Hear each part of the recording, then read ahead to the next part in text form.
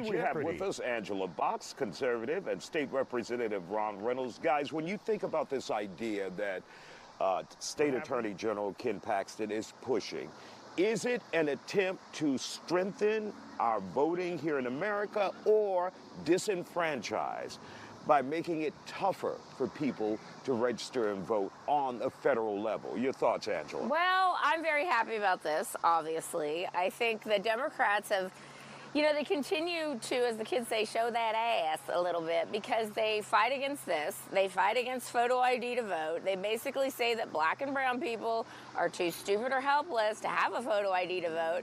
And so I imagine the same cacophony of people who claim this is somehow a voting rights, violation are going to keep screaming about it, but it's not. It's very common sense. And the majority of the American people believe in this. This is an 80-20 issue.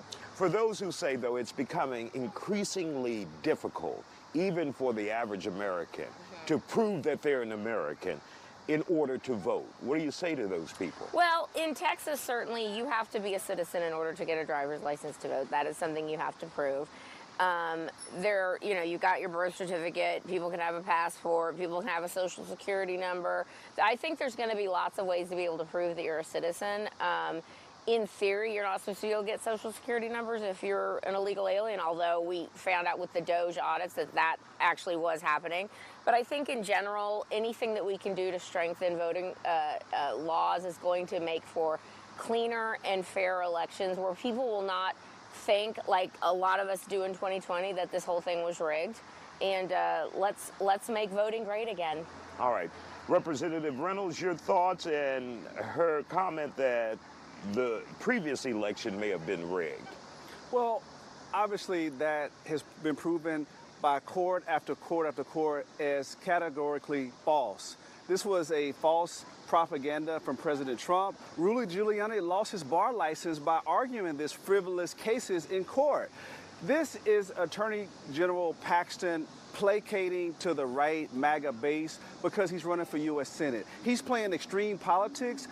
This is simply a measure to disenfranchise more American citizens. There are so many people that would be disenfranchised, particularly black and brown people, that don't have a readily available birth certificate or a readily available passport. So this is another form of voter suppression, and the Brennan Center did a study on it, a nonpartisan study that found that it would adversely impact people of color. That is exactly what the MAGA extremists want to do. They want to make it more difficult to vote. That's why in Texas we don't have online voter registration. We have one of the most extreme voter ID laws in the state, in the country.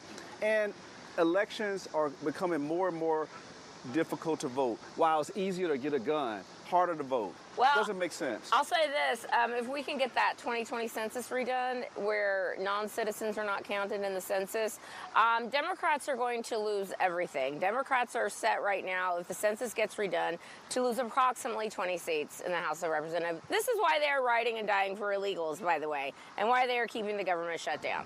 When we talk about illegals voting, though, what kind of proof is there of illegals voting in this country? Okay, so like I said, the DOJ audit found that 2.2 million people. But a lot of the DOJ audits has been disproven. That's right.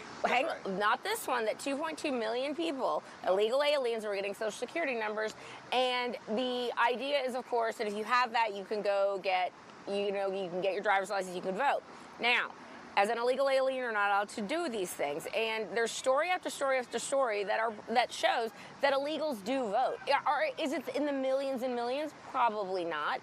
But I contend that the reason the Democrats want the illegal aliens to stay is a couple of reasons. They need the congressional apportionment, and they know that eventually they're going to have anchor babies that will eventually become Democrat voters.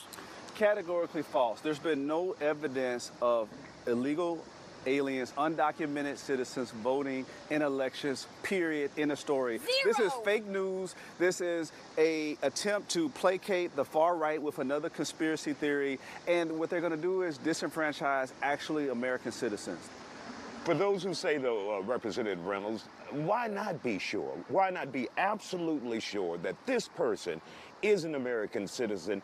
We are taking just one extra step. Why not? Well, Isaiah, because if we're going to ensure that every person has a birth certificate, that they don't have to pay for. Every person has access to a passport. How many people that are poor have a passport?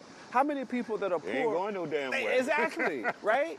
Yeah. So that is a problem. You're going to disproportionately impact the poor and minorities, communities of color. And that is, if it was a level playing field, sure, why not? But it's not. So until we take those other measures and put those guardrails in place to ensure that every citizen has those documents, then we shouldn't do it. And we have really quick 30 seconds.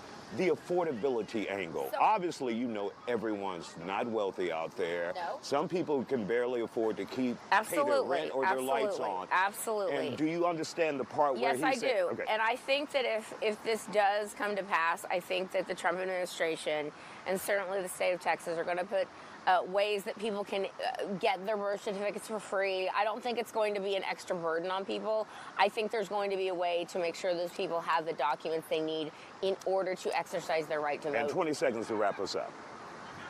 Nobody, including me, want to disenfranchise anybody. This is about knowing if people who are illegally here are actually accessing our voting, our elections. And again, Democrats don't want any part of this. That should tell you everything you need to know. All right. We want to thank you guys for joining us here.